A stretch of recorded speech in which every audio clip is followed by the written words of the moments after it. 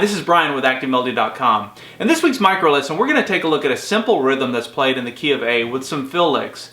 Now this is fun and easy to play, and it's really designed to give you some ideas for how you can improvise in a more interesting way. So you're not just stuck strumming chords when you're playing rhythm. Now if you're a premium member, you can download the tablature for this, and as an added bonus, I've transcribed this in the key of C as well. And once you can play it in the key of C, you can actually play it in any key because you're playing it out of first position.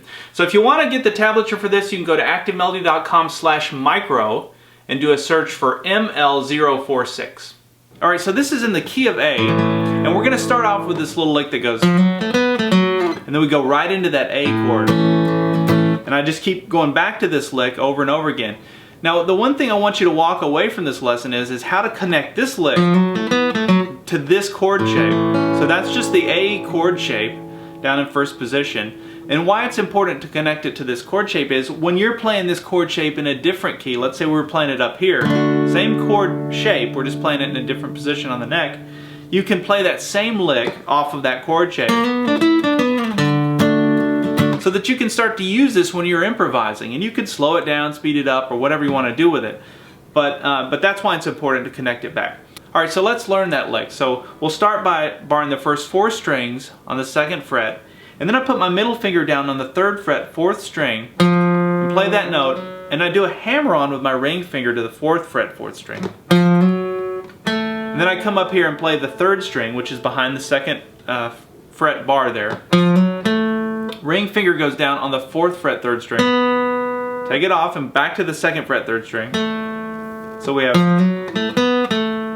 And then I come down with my ring finger to the 4th fret, 4th string. That's the entire lick.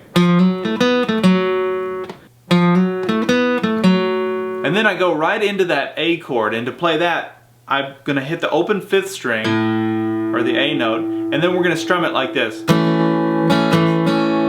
So it's down, up, down, up. And we're going to use that same strum pattern for all the chords as we play over the D, the E. So let's back up and piece it all together now. From the beginning we have.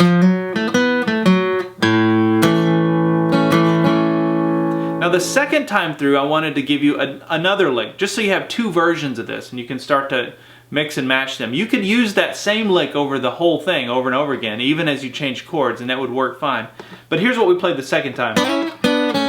It's a great little harmonized lick, and I use this one all the time because in my mind, visually, it's so easy to connect back to this chord shape. It's considered a harmonized third.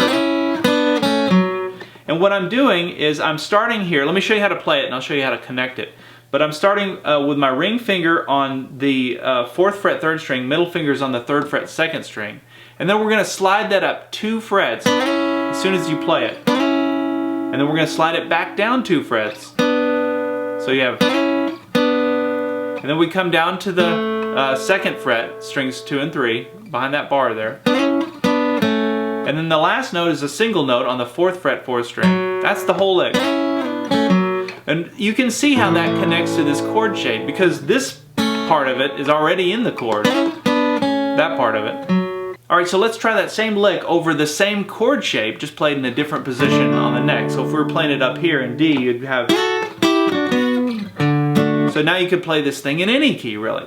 Alright, so let's back up. And again, as a premium member, I've got the tablature spelled out in a different key. Alright, so from the beginning we have...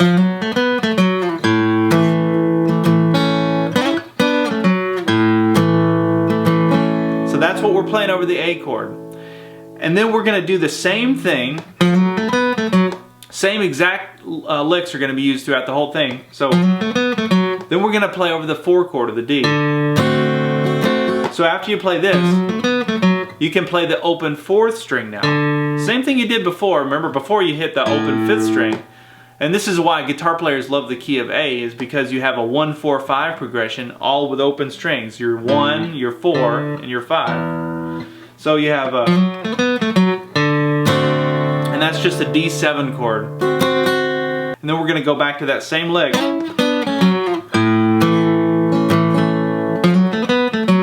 This time, the open 6th string, or the E string for the 5 chord, and I'm going to play an E7 chord. So it goes like this. And then we go right back to the lick, which takes us to the A chord. Alright, so try using some of those licks the next time you're playing. They're going to work in just about any style and at any tempo.